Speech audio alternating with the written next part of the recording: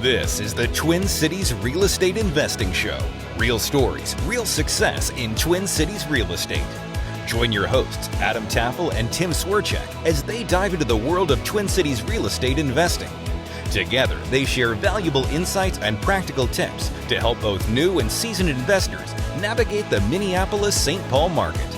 With a focus on relatable stories from real people, this show will empower you with the knowledge and confidence to thrive in your investing journey. Guys, take it from here.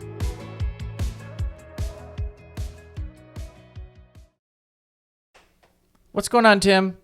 Man, that was a good one. I love that.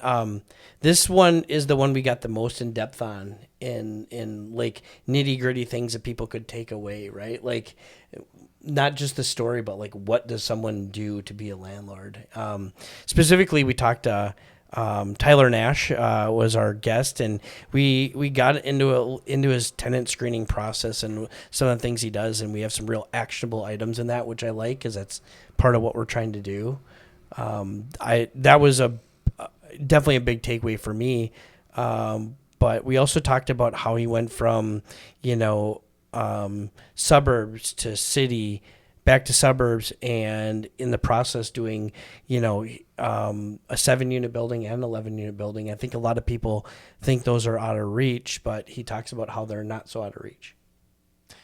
Yeah, this was a great interview, and it really, the hour flew by. We went over an hour, actually. We're definitely going to have him back because now that we've gotten all the story out of him, the broader story, he mentioned on his way out that, he could write a book about things that have happened with his 11 units. So yeah. We got to have him back before he writes that book. I want to go in detail. Let's wait till he leases it up and gets his refinance done, and then I think that's going to be the perfect opportunity. Have him in for a follow-up. Yeah, I think that we're going to be involved in that refinance. At least it looks like it. So I'd like to see how that goes for him and then follow up with all the details and really share it with people. Without further ado, here is Tyler Nash. What's up, y'all? We're here with Tyler Nash. Hello, everybody. We're rolling, man. Tyler and I go back a ways. 2019, maybe? Yeah, 2019, early 2020, yep. And you were looking for... Did you own a house at that point? I did. So I actually met Tim first. Tim introduced me to you. I kind of got into the Facebook page, the local investor Facebook page, found Tim's name, started getting interested in the investing game, and so I reached out to Tim, and he recommended me to you, and that's how we met. So sweet. Bring this a little closer to you if you can. Make sure you're comfortable there. That's perfect, dude. Perfect. Right from the get-go, I could tell because I was working with a bunch of like completely green investors at that point because I was newer to being an agent. And you, right from the get-go, were someone who just did not have a lot of fear, had a pretty good understanding of home construction and how things worked. Pretty freaking easy to work with, man, which, grateful for. And, since then we've become good friends, and we both are dads now. Yep. And, man, things are different since 2020. It's gone fast, too. Yeah.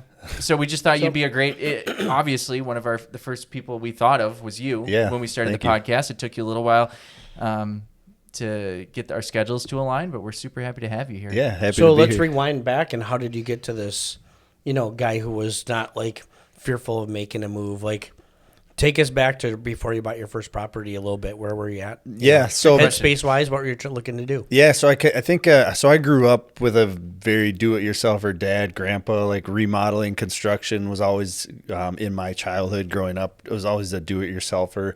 I went to college for construction project management. I worked in the construction PM field, so I just always kind of been around it and familiar with remodeling and construction, the concept of it, but not necessarily the investing business of it. That all kind of came new to me in that 2018, 2019. So obviously the bigger pockets thing was a big influence, just like it is for everybody. I read Rich Dad, Poor Dad, just like everybody did. And so that's when I started really getting kind of educated in that space. And that's when I started diving into, I found the local Facebook page that Tim was active on, started reading through there, just kind of poking around, and really started trying to educate myself on what is this business. People seem to be making money. You hear rich people have real estate, right? That's what everybody kind of leans into. And so what is that all about? So I just did a lot of research, did a lot of reading. I knew I had the background. I knew houses. I knew construction. I was like, I think I can do this. I think this is something that is up my alley. And so the more I learned about it, I just kept getting more interested, start to meet the people. And then here we are. So you guys connected over the Bigger Pockets forum, the two of you? No, it was the Facebook probably page. what used to be called the Millennial Investor Facebook group. Yep. So I saw, I was like, I think I have to borrow money. I have some money, but I think that's how you do this, right? I owned a house at the time, so I had bought a house in 2014, lived there. This was 5 years prior to that that I bought a house, so I kind of knew that process. But so I was like, who's a lender? And I saw Tim's name pop up a million times on that page, so I reached out to Tim. We started talking, and I was like, do you know a realtor? I didn't really personally know many realtors at the time, so he's like, yeah, I know this guy Adam, reach out to him. So we started that triangle there, and away we went looking for investment property. And so what were you looking for at that time? Like, where was your mindset then? I was really in that duplex space, single family and duplex. So that's just kind of small, safe space that you want to start with, right? So that's kind of what I was looking at. I didn't know. So Adam was a huge guiding factor for me. You shared some of your experience. I didn't remember that part of it. I thought you did know. So that's good. Yeah, I didn't necessarily know. Adam definitely pointed me or educated me on kind of the space, what I might want to be looking for, things to consider. And so that's how you guys helped point me in the right direction. Yeah, I'd say like as confident as you were back then, you also had like a lot of humility, Sure. which I think served Yeah. you well. Like some guys, with a construction management degree are going to come into a house knowing everything. Yeah. That was not your vibe at all. Yeah. Greg probably taught you a lot, I'm guessing. Yeah, the inspector, I knew a pretty good amount about old houses, even when I was due to be an agent. But yeah, you definitely weren't a know-it-all. Yeah, that was one of the biggest things for you helping me out was the old houses. Like coming down into St. Paul, we're talking late 1800s, early 1900s. I had zero experience with any of that. I grew up in the suburbs. Everything's 90s and later, concrete foundations and new mechanicals. And so we get into these basements with limestone foundations and old octopus heaters and stuff like that. And I had not a clue what I was looking at. So some people really get scared by that. And I'm not saying you don't need to be careful, because you do, but nearly every house I've owned in my entire career was built in the year 1900. Sure. And I don't mean like earlier or later. It's really weird. I think if they didn't know, in Minneapolis it said 1900, right? Yeah. So they all said 1900. I mean, I'm talking like a dozen homes built in 1900. And it's fine. You can become a millionaire off of houses built in 1900. Yeah. And you get into them, and which part of this house is still from 1900? Maybe the studs. I mean, they've all been touched to a certain degree, updated, remodeled, lifted, new foundations, whatever. So it's scary on paper, but when you get into them, it's not that scary. Yeah. Go ahead. Well, just real quick, the first house I bought was like 1888, but it had a poured wall foundation because it had been jacked up in the 80s or whatever. But then the second house I bought was limestone, and I was just super convinced that I was going to buy it and then it was going to fall over. And for real, I had like everyone and their mom come into the basement and tell me like, kid, this is going to be fine. Yeah. Do you like the house? Yeah, I do. Okay, just buy the house. Yeah. Then. But it helps me to go back there to have empathy for, now I work with somebody who's really new and they have that same thought. Like, this house is just going to like implode on itself once I own it. So it helps that I had that experience because now I can be empathetic to them and meet them where they're at. Yep. And it's all about just education from that point. Yeah. So, sorry. So the first time we ever met each other was in Dayton's Bluff looking at a duplex. Yes. And let's go to that first deal because you stumbled on something not too dissimilar to that, although I'd say a major upgrade. Yeah. So you and I looked at a lot of different places. Basically, thinking back at the pricing, I think it was like $200,000 was what it was listed at, right? That was pricing back then. They were all in that same range. Wish you would have bought them all looking back. But yeah, we walked into it. I knew nothing about the area either, so that's something I learned was the different locations in the cities, the different areas, the neighborhoods, the blocks, all that stuff. So we went in there, and this was, like I said, I grew up in the suburbs, didn't have a lot of experience with these old houses, so it's like I don't really know what what I'm getting into. And I don't know what rental houses look like either. That's a different expectation that I needed to set for myself. So we got in there.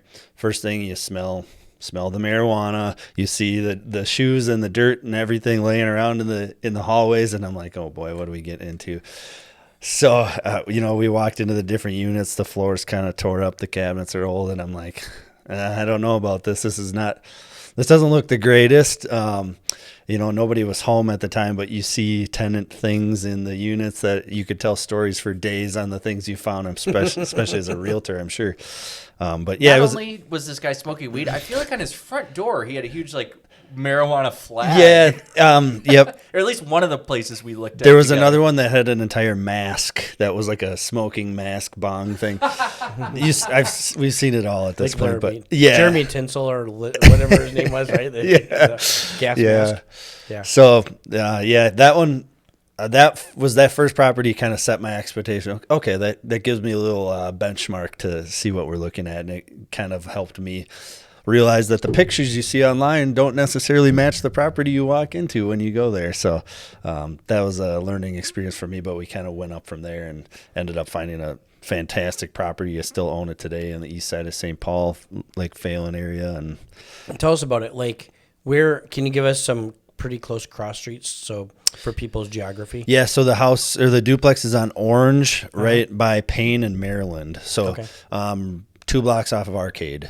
Okay. So perfect. I'm like 2 blocks from Johnson High School, right off of Lake Phelan. So it's I lived within 5-6 blocks of there for 19 years. So okay, yeah. I lived on Orange between Duluth and Earl. Okay, yeah. Yeah, right yep. by the Super USA, if it's still called that. I don't even know. Yeah.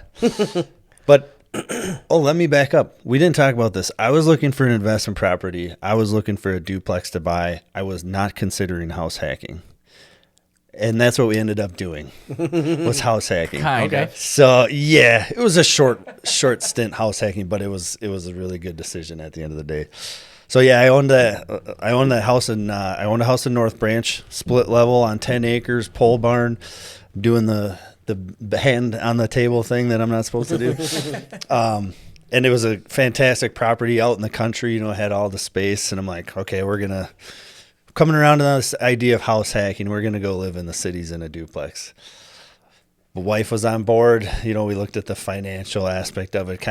It took us a little while to get on board with it. Just the whole idea, this lifestyle we're living here out in the country. It's quiet. We have all the space. We can do everything we want. The dog runs around, and we're considering moving to the cities in an old house. And are we crazy? That's kind of the emotions everyone goes through. But to the east side of St. Paul, not just the cities. Right. Yeah, exactly. To me, crazy is now working for the rest of your life, and so that you can live out in the country. For sure. You're right. To me, that's the crazy part. Yeah. Yep. Yeah. For sure. So we came around. Adam, you definitely helped talk us into kind of look at the big picture and see what this is all about. So we finally came around to that idea, and we're like, we're going to do it. So it kind of shifted our criteria a little bit too of what we were looking for. And that's what landed us on that east side St. Paul house. The biggest thing I was looking for was a big garage, which is impossible to find in especially the east side of St. Paul. It's tough, yeah. But we found one, and it was a super nice property. The garage is like a 28 by 30, 2-stall, 8-foot garage doors, split down the middle. I was like, this is perfect. I was shopping for a garage, and I had a duplex attached to it. So I don't usually recommend that, but good job. I guess. Yeah. So I had my little things I was looking for, and we found it. It was listed at $240, offered $261, and we got it. That was 2021, end of 2020, 2021. That's just what you had to do to get a property, was go over asking. And in retrospect, I mean, most people buy a duplex and then they immediately think they overpaid a little bit. Yeah. Was that your mindset afterwards? Oh, a little bit. Yeah. Yeah, it was like, wow, why am I paying $20,000 over asking price? Can't I just buy it at the asking price? Sure. But yeah, we had made offers. We had looked at a lot of properties. I kind of just knew that's how it was. If you wanted to buy a place, you had to be aggressive, and made the numbers work. Still ran my analysis. Still made an offer of where it worked, and we landed it. So, because looking back at that time, and I was writing a lot of offers on duplexes that summer, whenever it was. That was an above average deal for price to earnings ratio Yeah. at the time. Yep. So it was a Yeah. main level 3.2 and upstairs 2.1 for 260. In good condition, big garage, fenced in lot, fenced in yard. I mean, it was a great property. Still is. Newer roof, newer mechanicals, newer windows. I did really nothing to the property. I did a few updates. Was it an owner occupied or was it completely? It was completely vacant. A family had occupied both up and down. So they units. kept better care of it than Yep. normal. Yep. Original hardwood floors, all refinished when I bought it, and 1920s? 20s. Yep. Finished basement, but a decent finished basement for the 20s. Yeah. Yep. And it had been put on a new foundation, so it wasn't. It wasn't limestone or anything like that. It was a block foundation. So yeah, With a great garage. Yes, with a great garage. Looking back at it, I'm like, wow, that's a gem we found. Yeah. And it's been a great property. But you didn't necessarily know it was a gem at the time. I Right? did And I not. think that's okay, right? I mean, Yeah. Yeah. So tell me, like, ballpark, what do you think that's worth today? I'm thinking 350 to 365. Okay. And again, with not doing a whole lot to it. So I think you're spot on Yeah. with those numbers. Yeah, in 4 years. yeah. Yeah. And what are you making? What are the gross rents at this point? So I get 1675 for that main level, and I get 1200 for the top. So 28.75. 75. Yep. I'm monthly payment, insurance, taxes. It was 1450, and then insurance and taxes went crazy. It's at 1650 now. So still. About $1,000 all day after Yep. you fix a few things. Or Yeah. pay the water bill. Yep, maybe. exactly. Water's the biggest expense. I have the most fantastic tenants in that property. I rarely go there. They treat it like it's their own home. They're both up and down, are both very handy. One does lawn and snow care for his job, so he takes care of that, and the other one fixes everything that happens and lets me know about it. I'll hang on to it as long as they want to live there. Do you attribute that to dumb luck? I do that, and I'm very particular and picky on my tenant vetting process. Well, then it's not luck. I guess it's a little bit of luck. Okay. But okay, so we don't always get in the weeds a little, but let's Yeah. talk about that a second. How is someone, like, walk us through that. What do you do? So I have a published list of criteria. Here's exactly what I'm looking for. Now, again, depending on where you are, it depends on what you can require. But St. Paul's a little looser than Minneapolis. So For those of you who don't know, though, it's required by law that you have a list. You have to provide it ahead of time Yes. before you charge them a screening fee. Yes. If you do not and you decline them, you have to give them the screening fee back, even if the screening fee did not go to you and went to a company. So that's state law. There's no way around it. That's what you have to do. yeah. Go ahead. The other thing is, as an owner occupant, you can be a little bit more picky too than just as a rental property. So that helps. But really, just publishing that criteria, I have a little bit of a higher criteria than some might. Higher credit score, higher income rating that I'm looking for, the background checks, all that stuff. So it's really being diligent on following up on that and checking on it. So you're going to get the applicants that everyone has a story. They all meet the requirements. They all have a story of some sort of why they might not meet the requirements. You just have it's take it or leave it. Here's the requirements. Did you meet it? Did you not? And that's where I say a little bit of luck comes along, that you have someone that does qualify that turns out to be a great person. You can have people that qualify that turn out to be not great people too. So Can you give us an idea of, like, again, you can't screen for credit score in every area, but what's your credit score? I do a 650. Minimum 650. I like 3 times income limit. No evictions, no felonies. Again, you can't do that in Minneapolis necessarily, but in St. Paul, again, in 3 years ago, is a little looser than it is now. So, and those aren't crazy requirements by any means, but validating them is important.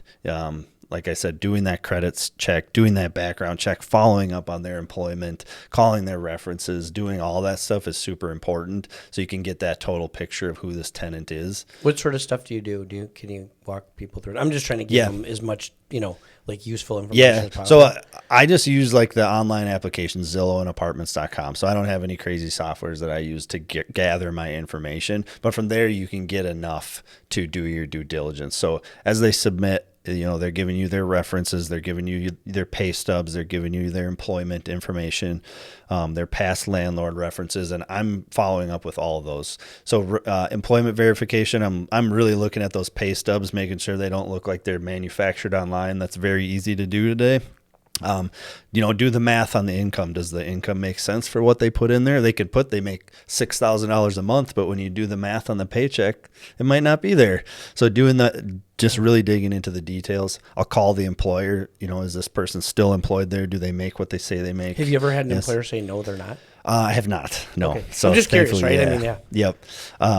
Call the landlord. Again, you've probably all heard this tip.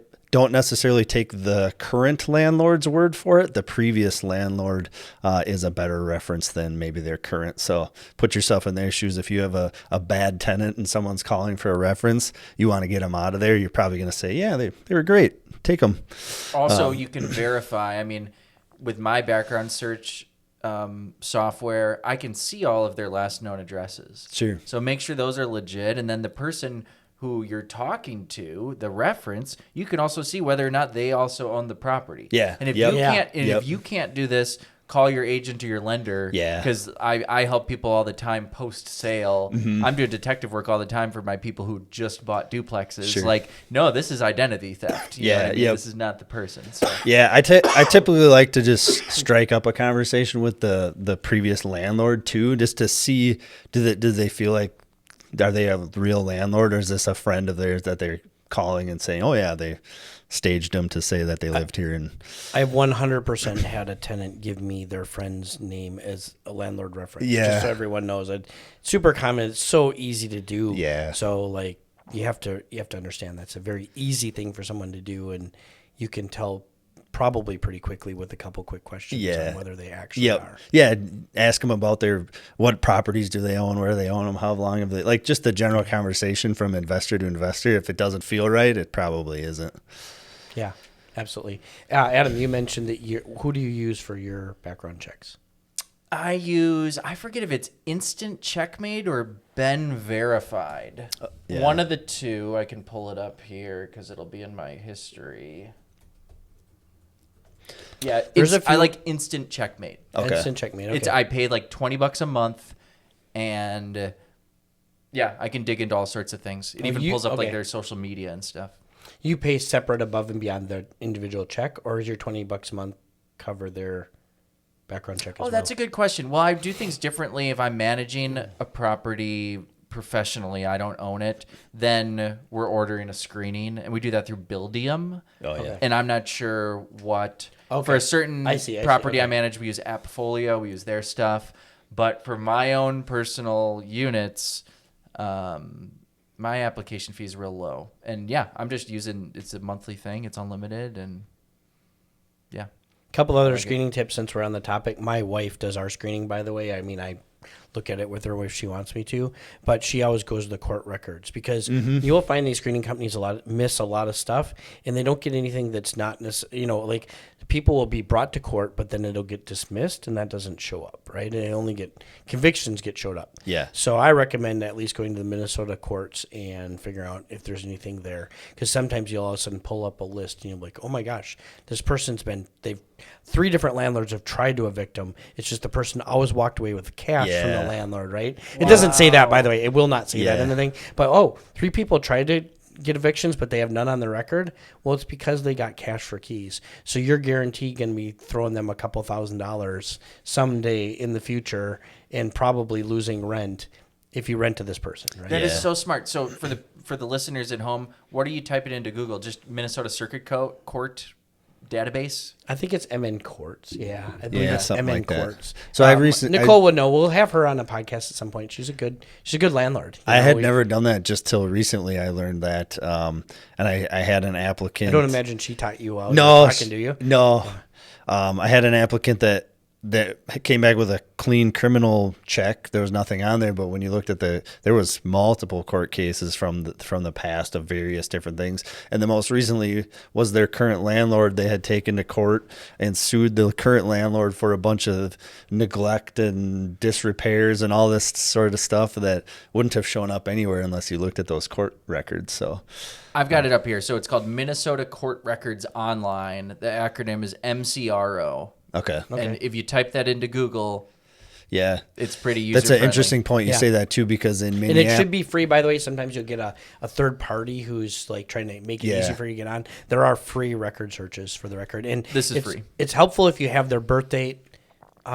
Is social one of the fields? I believe it is. I think so. Yeah. If you have their social and their birth date, that helps. Yep. I can tell I was interrupting, so I'll give. Oh no, that's all right. 1 second. But also. Another tip, I guess, in background searches is you have to get their actual social, because most of these websites have this kind of, in my opinion, bullshit view that you shouldn't get their social security number. I don't know why they think that, because you're doing a background check on them, but you need their actual social security number, because you cannot sue them in the future if you don't have it. Go check the form out at the state courts. You have to find a way to get it prior to them moving in. They're not going to give it to you when you need to sue them. Sure. Right? So make sure you get it. And it also helps with your court search. Yeah. So yep. we have a little form they have to fill out. It has a bunch of information on it.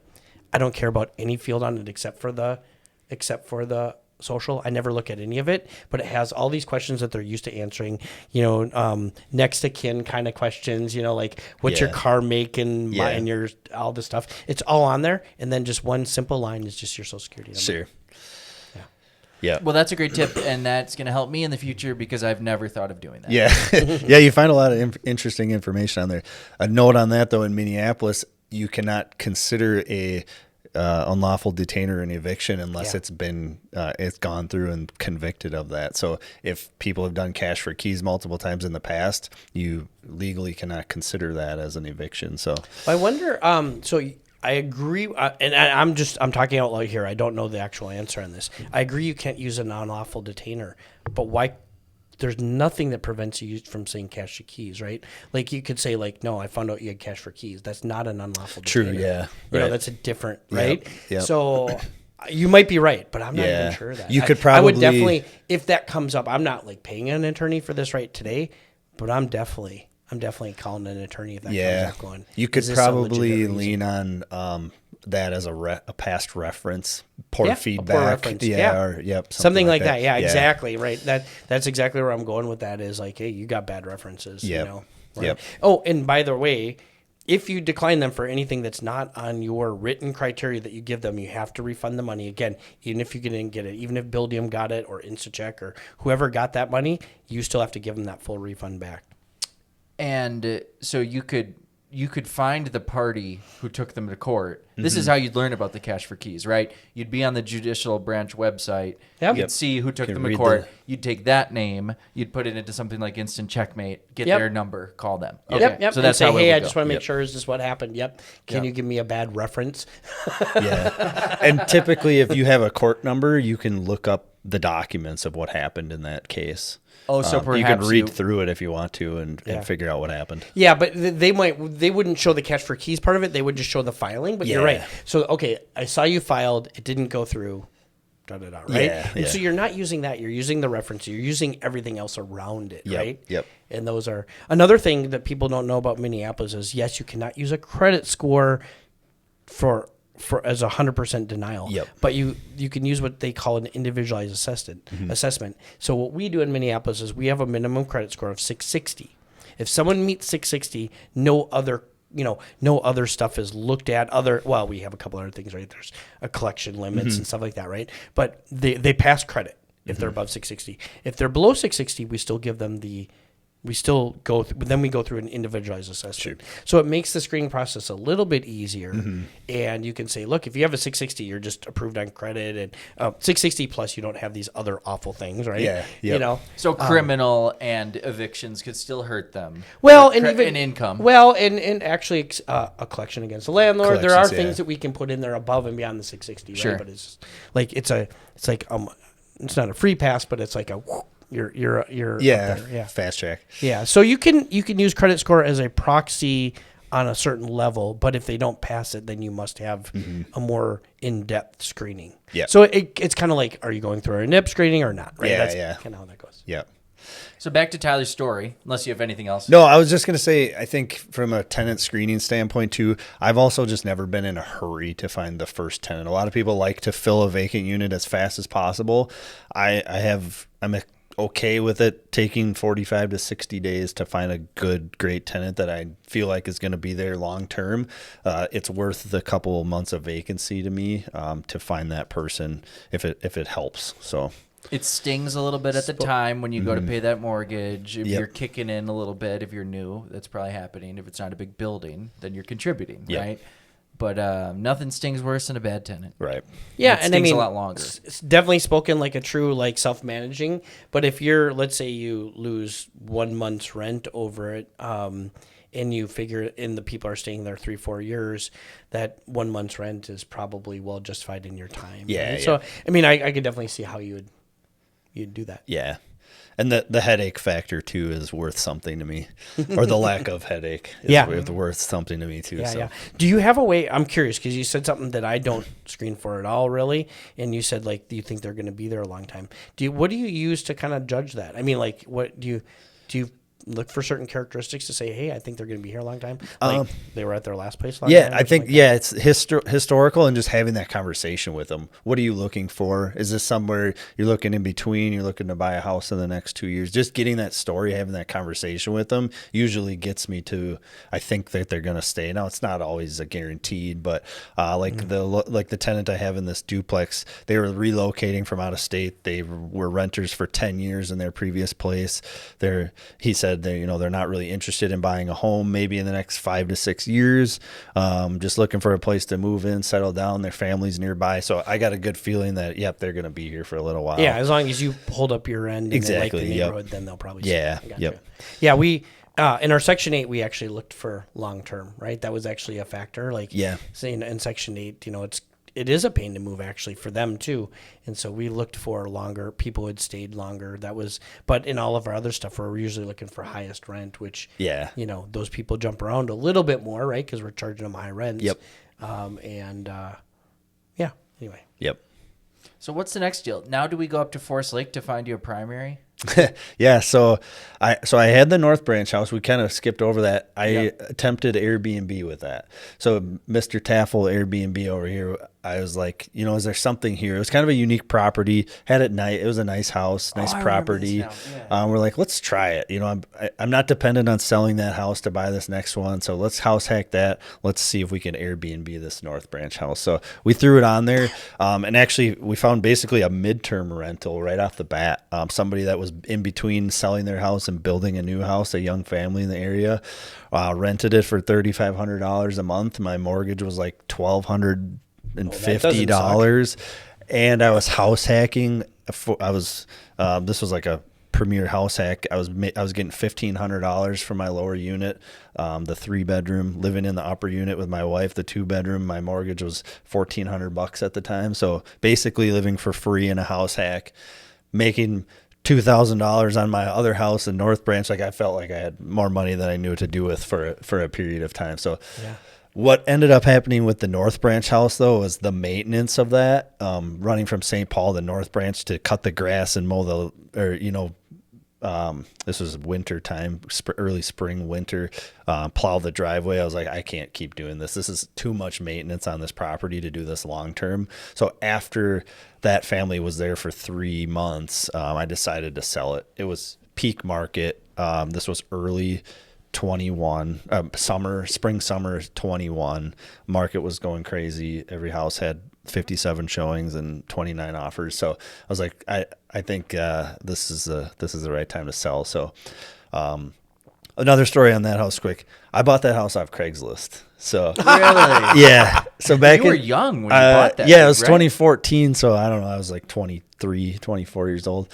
But I was a Craigslist guy my whole life. Like, that was my homepage on my my internet. So if it's not at Craigslist, you don't need it. exactly, yeah. So I was just like, I was sitting at work one day, browsing through the real estate. I was usually looking at motorcycles and cars, and so I was looking at the real estate, kind of starting to think about buying a house, and there's a lot of junk on there or whatever. But I saw this house. It was 209 house, split level entry. 10 acres, North Branch. I was like, well, that sounds kind of cool. 209,000. 209,000, Got it. which seemed like a lot back then. So I was like, oh, I knew my dad knew a realtor, called him, got me a showing. It was a for sale by owner on Craigslist, had renters in it for 7 years or something. This place was disgusting. They were gross. I don't think they ever cleaned it. But yeah, 209, 10 acres, 32 by 54 pole barn in the backyard, pond. I mean, this was a great property. It's exactly kind of what I was looking for. For someone who has a lot of motorcycles, yeah. Yeah. And what was the acreage? 10. 10. Okay. Yeah. Yep. And so, I went did the showing. It was like the middle of winter, like tons of snow. I trudged out to the backyard, look at the pole barn. I'm like, I got to have this place. So I offered 200. I was like, that's expensive. Like, well, I don't know if I can afford that, but we're going to offer 200. He came back at 205. And I bought it at 205. So, okay. And then Do you remember how much you put down? I put 5% down. Okay. So $10,000. Yep. Do you remember how much you put into it?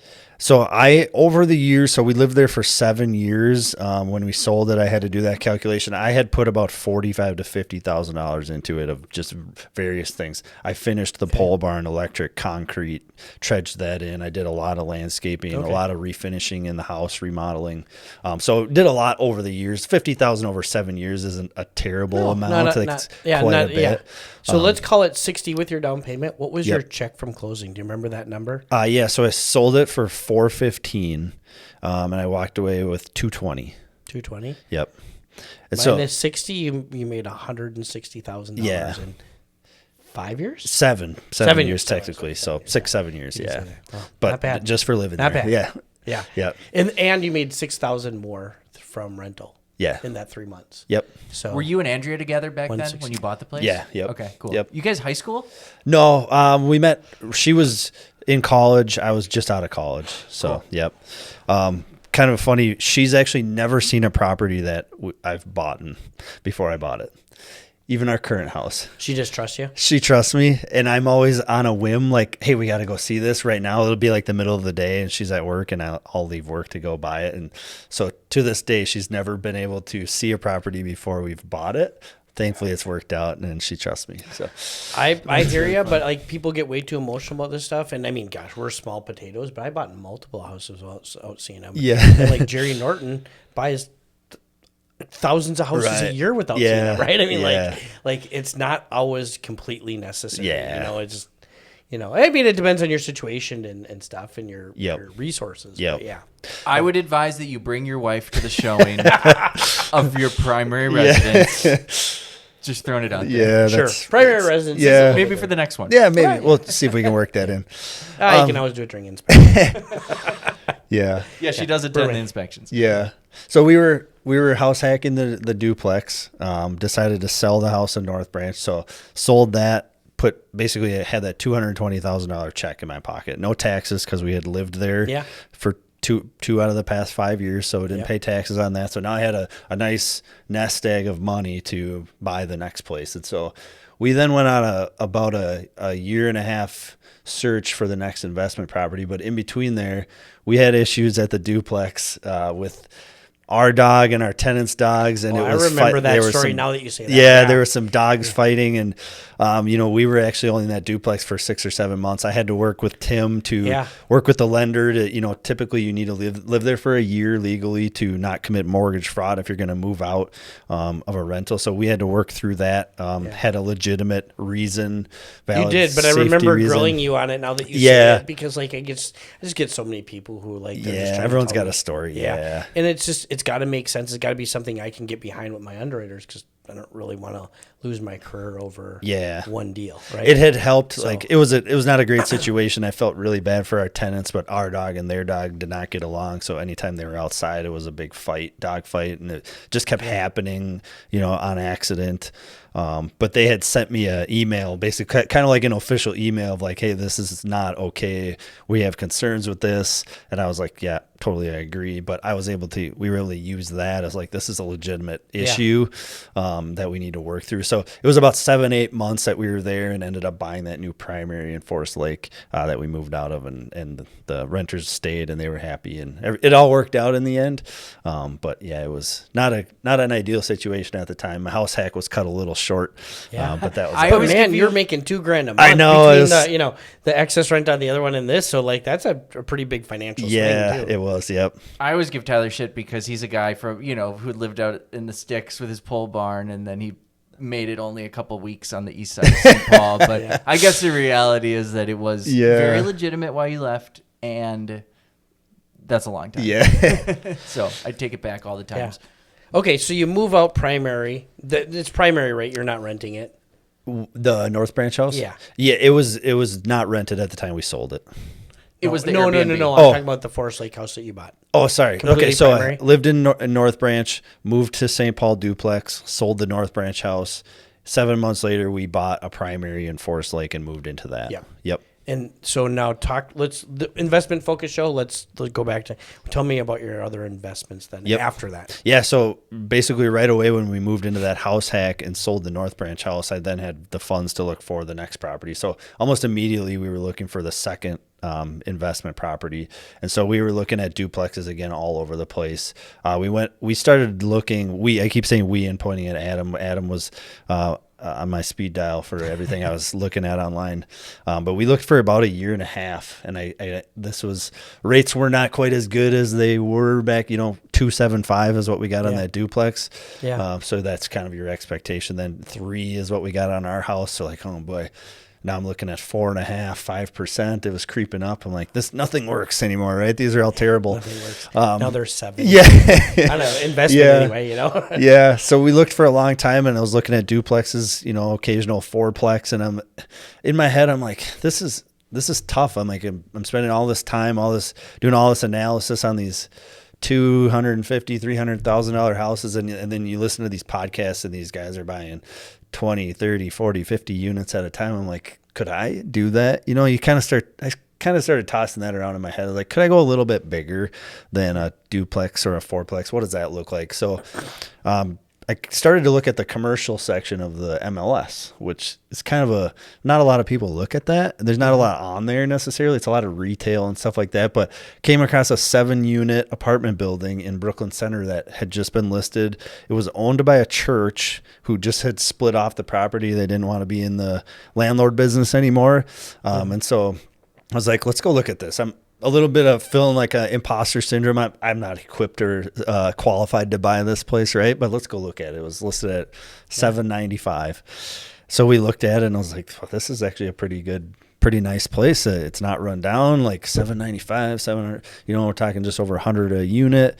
I kind of like it. I'm like, I've got the funds for it from selling my house. Like, let's put an offer in on it. Let's try it. So we put an offer in at asking price, and Adam was like, it was like 2 weeks had gone by and I hadn't heard anything. And you're like, I still think you're the only offer on this place. I'm like, you got to be kidding me. It's a church, so they probably didn't even know what to do. Correct. Who approves this, right? Yeah. Well, they were represented by an agent, but I don't know if it was the North Star MLS commercial is kind of most everything's on CoStar and LoopNet in that sense, and I don't think this place was. I don't remember specifically. It was like only on the MLS. I didn't find it anywhere else. So the marketing wasn't great. Yep.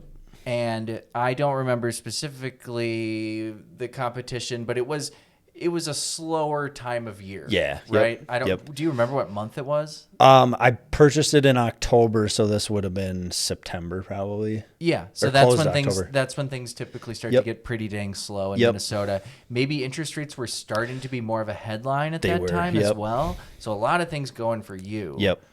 So go on. Yeah, so the church had actually just split. It was all one parcel with the church. They had just split it off too. I think that was part of the delay. Was they were just finalizing the paperwork when we were closing on this place, basically. And so I offered asking. That was very nerve wracking. I'm like $800,000. Like, this is all my money down, 25% down payment. Like, this is crazy. And you're like, hey, you got it. I'm like, oh, I think no.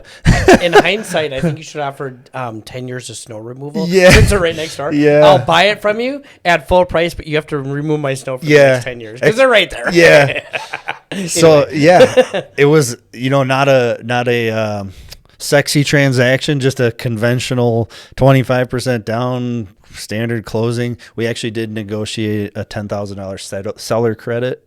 Something with the electric. It was a roof, actually. Okay. So The electric was Nicole a later. financed that for you, right? I remember talking about that deal, didn't she? correct. Yep. Yeah. Yep. So we actually got, the inspector was incorrect on her first assessment of the roof and told us the roof was from the early 2000s. So we went back and said, well, this thing's going to need a new roof here in the next couple of years.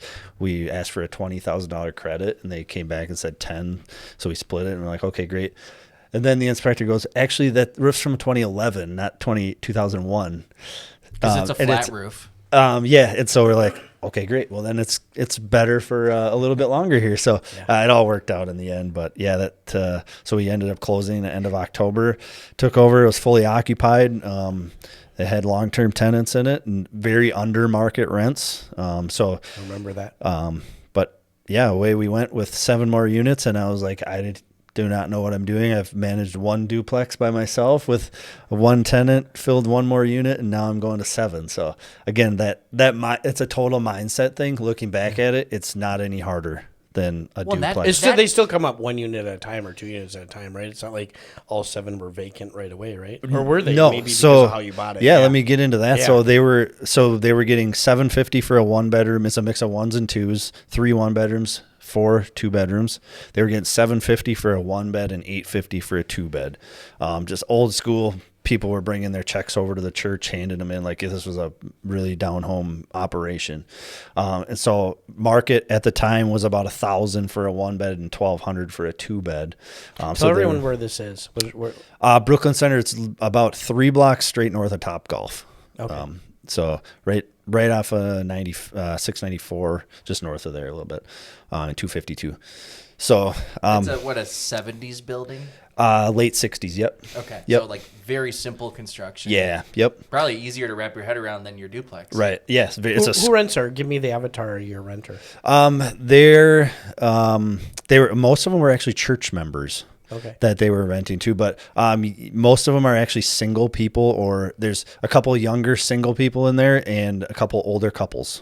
Okay. No kids in the building. It was a very quiet building. The church had rules: no drinking, no cussing, and there was rules posted on the wall with all the stuff they couldn't do, which was hilarious. But so I came in there right away and I said, I'm just going to let the dust settle for 6 months here. So this was September, coming into October, November. And I was like, I do not want a vacancy. Like, I'm barely paying the bills here with the rent that's coming in. I don't want a vacancy right off the bat. I just put all my money into the down payment here.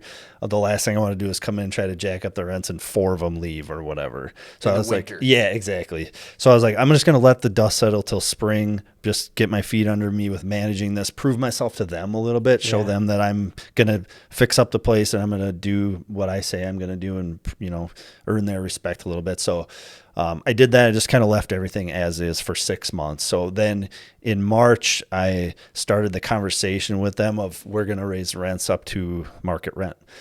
So that was a big increase.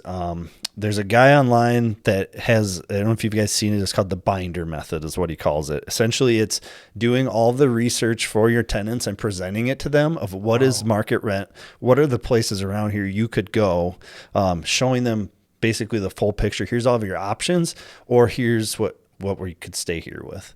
And you basically have a meeting with them. And I did this with every tenant. Did you meet in person or I did. online? Yep. I went to their units, met with them, sat down, had the conversation. I put together this binder. Here's pictures of these other properties in the area. Here's what they're getting for a 1-bed. Here's what they're getting for a 2-bed. here's what we look like in comparison to them. And basically had the conversation and said, market rate is X. Here's what these properties are getting, which is typically market rate. Yeah. I'm raising you I went from 750 to 975 on the 1 beds, and I went from 850 to 1175 on the 2 beds. So you're like 25 below market, is what you're saying? Yeah, yep. So you gave them just a little bit of a loyalty discount kind of deal? Yeah, exactly. Yep. So it was just over a 40% rent increase for all of them. About $25 under market, and they all stayed.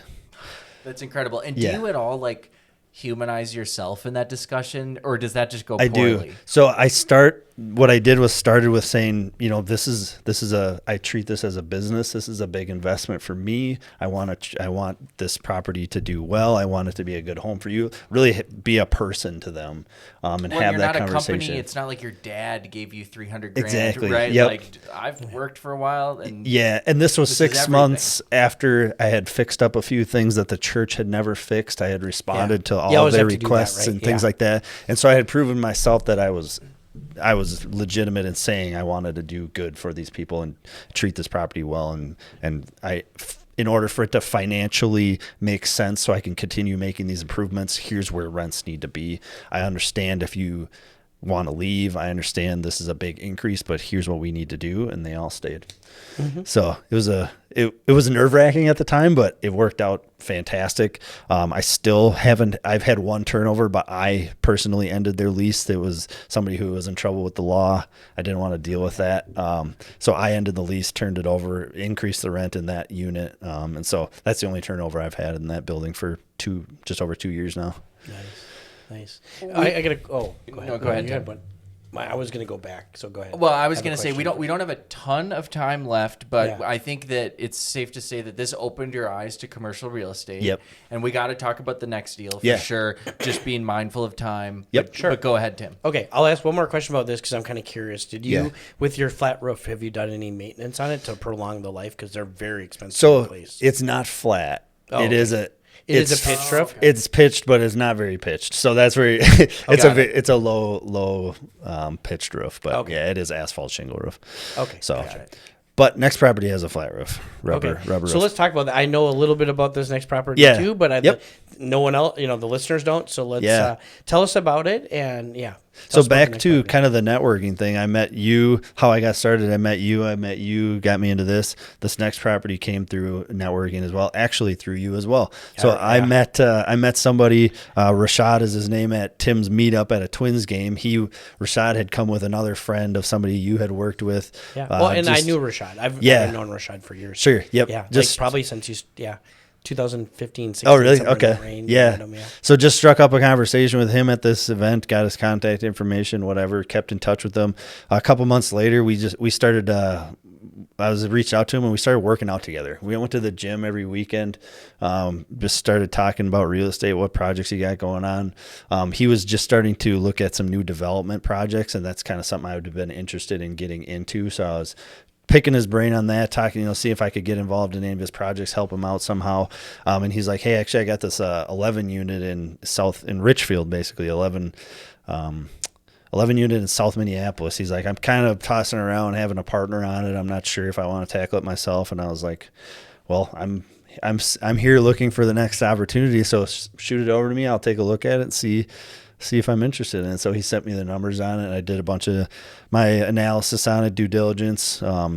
He had actually already had it under contract but basically it was 1.15 is what he had it under contract for. I did my analysis on it. I'm like, it's kind of a deal at that price, but not for two of us. It's hard to split it up that way. Yeah. I'm like, if you get it at 115, like have it, it's yours. I was like, I like it for both of us at $1 million. I would be interested in getting in with you at $1 million. And he's like, I think, he was already under contract. So he's like, I'm going to have to go back and renegotiate. So he actually did. And he tried to get it at $1 million, landed on $1,075,000. So we reran the numbers again, kind of see where we're at. And we're like, okay, it's not a grand slam or a home run by any means, but it was a nice base hit. We're like, let's do it. Let's How many units get and into where? it. 11. It's literally the last building in South Minneapolis before you hit Richfield. Yep. I can picture it for the Yeah. folks So at all home. 2-bed, 1-bath units in 11, which a lot of What street are we talking? we're right on what? Nicollet. Uh-huh. Yep. Okay. And there is no cross street because it's 62, basically the overpass is right there, and then you're down into Richfield. So it's by 62 in Nicollet. Yep, Okay. yep. And Just trying to give people a reference, right? Yeah. And so this was a dilapidated building, basically. There was 4 units rented, and those were the only 4 that could be rented. The rest of them were uninhabitable because of the previous owner. It was their parents from back in like it was a 60s built building. The parents had owned it since way back then. Then the kids owned it. Kids meaning this guy was in his 60s now. Tried to fix it up himself. He was not able to do so. So a lot of the whole building was an unfinished project, basically, with 4 people, 4 undesirable tenants living in there at the time. And so it was a big project coming in. Basically, we knew we were going to gut the whole building essentially and redo every single unit. And so we put that scope of work together. We ended up buying it with a hard money lender, which funded us the purchase and the rehab right off the bat. And so we went in there and rehabbed the entire building, and now we're in the leasing process. So yeah, big project. It helps. He's the contractor. He's a general contractor. So his guy's doing all the work. I am more experienced in self-managing. I obviously know the construction process, but, kind of our partnership deal was he would do all the construction. I would do all the maintenance and operation, or the management and operation. And so that's kind of how we've been running it, and it's been working out good. And now we're done with construction and we're leasing. So talk to us about the financing for a second, because I don't think people are used to hearing financing terms for something like this. Yeah. And so what does a terms. hard money loan look like on an 11-unit building that's $1 million? yeah, it's expensive. Yeah. So no, I know that. I want you to verbalize Yeah. it for people so they can get an idea. Yeah, so a hard money loan is essentially, it's considered a quick loan, but it's at a high interest rate. So basically, we purchased for $1,075,000. We got $75,000 seller carry, and then we had a $250,000 rehab loan. Which, if you don't know, that means that they only paid $1 million to the owner, and $75,000 of it was basically a promise to pay in the future. Yeah. A note, but Yep. you promise to pay in the future. Yeah. Any payments associated with that, or is it just No, a just a balloon in the future? 5% interest rate on a year's 12-month. Okay, so you had to pay him the $75,000 12 months later. Yeah. Yep. So the hard money lender loaned us the $1 million and the $250,000. They actually rolled all the closing costs. We came to the closing table with no money of our own, actually, in that deal, and we walked away with our first $25,000 draw for construction. So it Cash flow wise, you're plus 25 day one. correct. Because the seller is taking care of the down payment to the hard money lender. It's sort of they're lending off of an ARV value, and so we got it appraised at 1.9. So they lended 75% of that, which covered the whole purchase and the rehab. Wow. Yep. So Sweet. Talk Yeah. to us about the ARV, because I know I've already talked to you about this, but you felt like that was a very generous ARV, correct? yeah. So I think we put together a pro forma and supplied it to them based on what we thought we could get for rents and things like that. They obviously do their own too. They did a physical in-person appraisal and things like that. And so it came back at 1.9, which was higher than we had anticipated. You wouldn't sell it for 1.9. No, our number was like a 1.7, 1.75 was the number we were looking at. But we did, But still, 1.7 or 1.75, because the math is easier, with a $250,000 investment in rehab, you're still clearing $500,000 for buying the property and converting it. Right. I mean, so it's still a good before deal. fees and everything. Yeah. but Yep. Not a bad deal. You're right. And so, yeah, they came back at 1.9. That's what allowed them to, or gave them the choice to fund the entire thing where we didn't have to bring any money down. So that was a fantastic piece of news we got. Basically, we were ready to put some money down to get into this, but they said they will lend the whole thing. 12-month note at 12%. So you think 1.3 12 month at 12%. Yeah, but $1.3 million loan at 12%. So we're making interest-only payments every month, which are just shy of $13,000, which is, so it's expensive, but it allowed us to move very quickly. Funded the whole thing, nothing out of pocket. Yeah, so your out of pocket is your payment each month. Yeah. Which isn't insignificant, but Yep. compared to what you would have had to put down, it's cheap as shit, really. Right. I mean, if you really look at it, Yeah, right? yep. And you get to pay it over time rather than one big chunk. Yeah, yep. You know? So if Rashad isn't doing the remodel, the 250 remodel is a small budget for 11 units. Yeah. If Rashad's not doing it, can you give us in the ballpark of what you think that costs? It would probably be north of 400, I would think. Yeah. So obviously his labor, his guys, his buying power, all that stuff helps a lot. If you were to hire a general contractor, they're going to put probably their 10, whatever they get, 10%, 15% profit on top of that, plus the materials they're going to probably put a little on top of that. So yeah, you're looking at a lot more than if your partner's a general contractor with his own labor. So that obviously made that deal work. If we were to hire a third party contractor, that would never work. So let's we don't have a lot more time, but I'd like to kind of wrap this one up. Tell us about are all the units done? They're all done. Yep. Okay. So there's one that is not done because we had one of the existing 4 tenants actually stayed. We gave them all the option to reapply. We had one that qualified and he stayed and moved into a new unit. And so we have his unit left to do. Okay. Yep.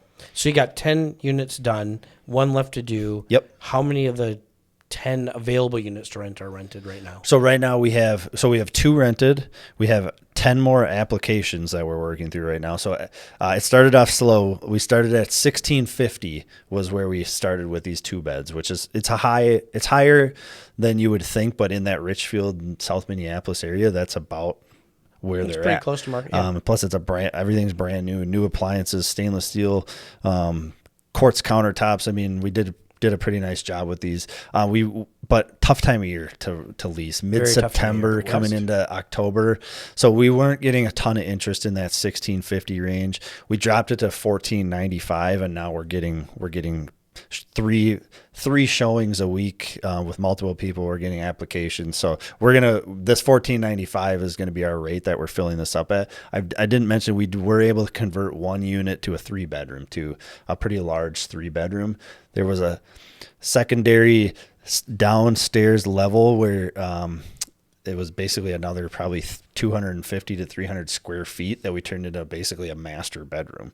Oh, nice. And so we'll be able to get, we've got a couple applications for that at $21.95. Okay. So that one helps a lot. So with the revised numbers, do you know off the top of your head, and I wouldn't be surprised if you don't, but do you know what your gross potential rent is on this? Yeah, it's 205 is what we're looking at. 205,000 a year. Yep. So that's like around 17,000 a month? Yep. Okay. Yep.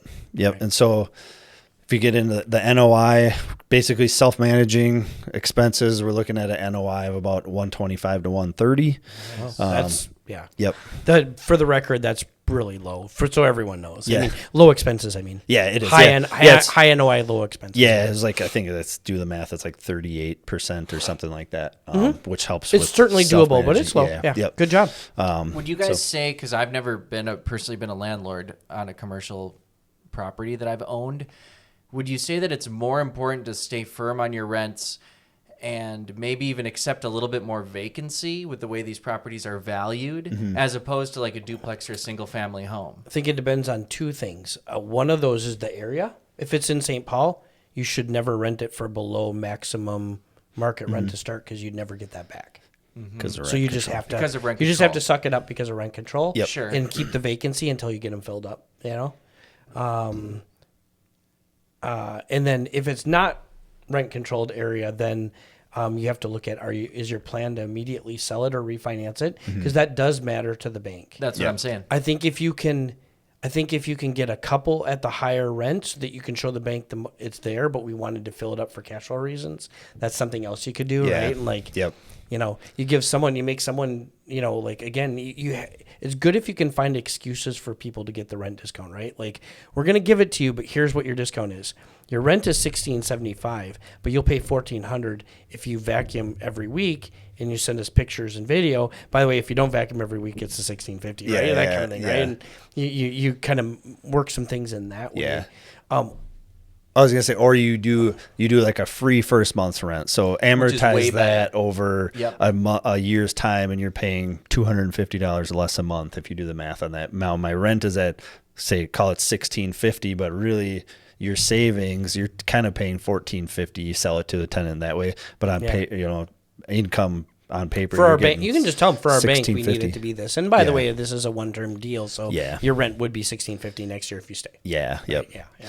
So I think in The this 3 months rent is the perfect solution, Yeah, though. this property, I think if we were in April right now, we could get better than $1,495. Totally. But Yeah. it is what it is at this time. And you of year. could tell them that. You can tell them this is a fall special. Like if you, if there's any units left over in April, they're not going to be $1,495. So for you're sure. getting a steal. Yep. Right. Or Yep. you're getting a steal having this 1 month's rent. Yeah. And I think the velocity of applications we're getting at this point over the last 4 to 6 weeks is proving that we could probably do a little better, but we're running into the our 12-month hard money loan is up at the end of February, March 1st, basically. So we need to get tenants in there. We need to get this building performing so that we can look at refinancing when that debt comes due. Yeah, totally. Well, we are over, but I have a question I'd like to ask everyone, and I don't want to skip this one. Yeah. So I want to know, this is a Twin Cities based show, and so we're looking at Twin Cities neighborhoods. And I'd like you to tell us what your favorite Twin Cities neighborhood is, or what you think a neighborhood that people might not be aware of but has some cool aspects and why you think it's cool, like in terms of real estate investing in particular. Would be nice. So are you into the Richfield area, or was that just a thing? What have you found you liked about a certain area? So be specific. I'm typically a north metro suburb kind of, so I'm from White Bear Lake. White Bear Lake, Hugo area is where I grew up. And so I guess I have a tendency to really like that area. Yeah. I think White Bear Lake is definitely a very expensive area now. It is, yeah. If you can find a rental in White Bear Lake area, in Hugo area, those are going to be money. Those areas are growing super fast, especially Hugo. Hugo is just a really development crazy area. So I really like the Hugo area. I've never found anything in that area that makes sense. Everything's very expensive, but I'm just tend to lean towards those suburb areas personally. It's interesting. I really like Stillwater area too, or surrounding Stillwater areas. Very nice area. Stillwater's an extremely cool town. If you can get around the city of Stillwater, there's some affordable properties out there that are older. There's a lot of older homes in those, those streets just outside of downtown Stillwater. I think there's a big opportunity there. I just saw one actually online yesterday. It was like $200,000 for a 2-bed, 1-bath older house, like within 6 blocks walking distance of downtown Stillwater. That sounds like a good Airbnb type property. Yeah, exactly. Yep. Stillwater is such a pain with short-term rental licensing. Is it? Yeah, I'm not sure if you'd want to do that, but got it. In theory, it would be. Yeah. Well, both of those areas, White Bear and Stillwater, not Hugo so much, they both have older duplexes in them. I see them come up. I live in White Bear too, and I agree with you. I like it a lot. Yep. So cool. I don't know. I would love to find something there someday, but they're there. We'll talk about it. Yeah. It'll probably have to be a primary though, because you're just going to be buying big stuff from now on. Yeah. I kind of leaning towards that direction, but I mean, and we got to plug the fact that you just passed your real estate license. I did, exam, yes. Right? I so just if you're yes. liking what you're hearing and you're looking for an agent, this is the guy. Yeah. Go talk to Adam first. He knows what he's doing. But that's awesome, man. I mean, I think you're going to be great at it. Thank you. And I've already told you that, but I'll tell you on here. Yeah. And it suits you well, Appreciate that. Thank you. Yeah. Anything else? I mean, dude, we could talk to you for hours. I know we could. It's been an hour. I feel like I didn't touch all this. I have so many stories. This building, notes. building in Minneapolis, I could write a book on it. The things that we have. Let's do that. Let's do something, because I do think that I love that we got, and we're going to do a postcast, so we'll talk about this some more. I love that we got more heavy into tenant screening. Yeah. Let's get into this one, in nooks and crannies, when you we're going to walk away from it, and then you decided to stay, and you probably decided to walk away again. Yeah. Then you found out, oh shit, this is harder than I thought. Or then you found out, oh, this is great, and right. Yep. I love to hear all those little twists and turns, because they happen. Even good deals don't always look good every day. Yes, very much. Yes, you couldn't be more accurate. Well, we'll have you back, dude. Yeah, absolutely. And we'll talk about all this kind of stuff. So, awesome. Thank you, man. Appreciate it. Cheers. Thanks. Well, that was great. I hope you guys enjoyed Tyler Nash. What's going on, Tim? Yeah, man. Just something I'm hearing a lot of lately. This is being recorded, a few days before the election. Something I'm hearing a lot of, and I'm seeing it from my clients, is everyone's just stalling out because of the election.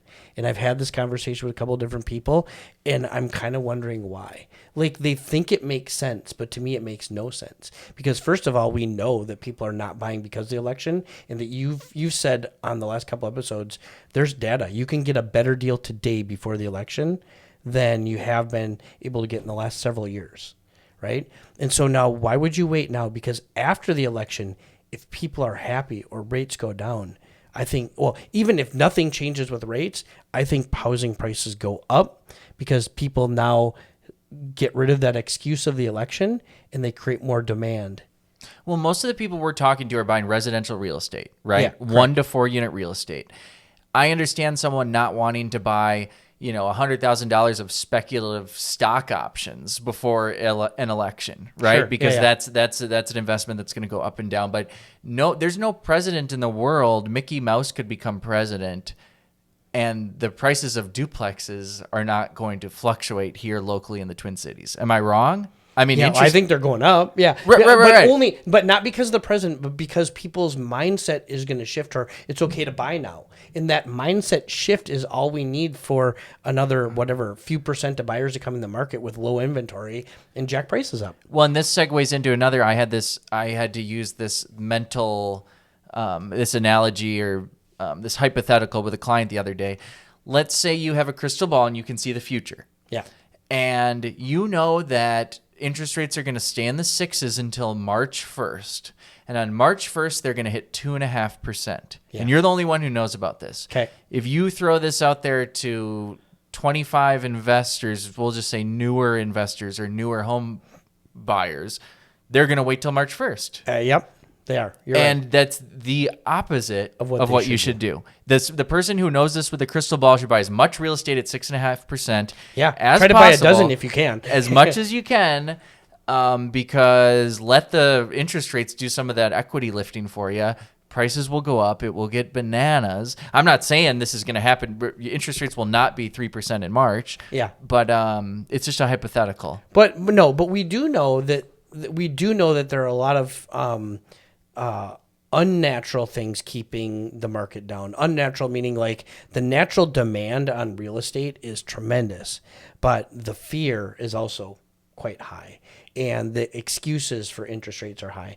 Like, look, if you knew the interest rates were going to stay at 7% forever and they weren't going down, and you need to buy a house, or you're going to not buy because of 7%, it's going to change the house you buy, but you're still buying, right?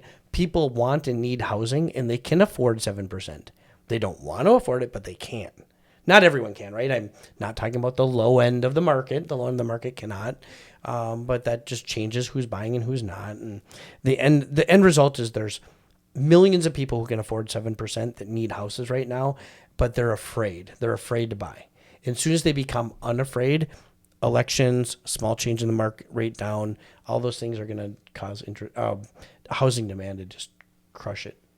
Well, and my favorite part about this podcast so far, one of my favorite parts that I think is inspiring, and it's specific to the Twin Cities as far as the numbers we're discussing, is we ask people about the first deal that they buy, and then we say, how much is it worth now? Yeah. And maybe they sold it, and so the amount, and we try to determine how much they made off that first investment, and we're getting mostly 6-figure numbers, I'd say, maybe some in the mid-50s. Yeah. And time is the consistent factor. It takes time. So, well, that's the other part is, okay, so let's just say, for argument's sake, that whoever gets elected is actually bad for real estate for the next 4 years, okay? Sure. I hope you're not buying a property for a 4-year investment, because if you are, we're probably not describing this correctly. I mean, it's not the investment for you. Your mindset shouldn't be 4 years. Now, I've had properties I've owned less than 4 years, but I didn't go into it thinking, gosh, if I can just get 2 years out of this thing, I'm going to kill it. It's like, that is not at all the message we want to be sending. The message is you buy a property that's going to be a good investment long term, and then maybe if the opportunity arises, you do liquidate it in just a couple years. But that's not the business model. Good stuff, Tim. Yeah. I need to run out of here. I'm going to go meet with a potential client and then maybe hang out with you this afternoon and do some socialization. So thanks for tuning in, you guys. Don't forget to check out the show notes at TwinCitiesRealEstateInvesting.com. Yep. And we'll see you next week. That's it for today's show. You can visit the TwinCitiesRealEstateInvesting.com website for show notes, tips, tricks, and other local real estate investing information. Adam and Tim would like to meet with you. To schedule a one-on-one meeting with either Adam or Tim, go to TwinCitiesRealEstateInvesting.com/schedule.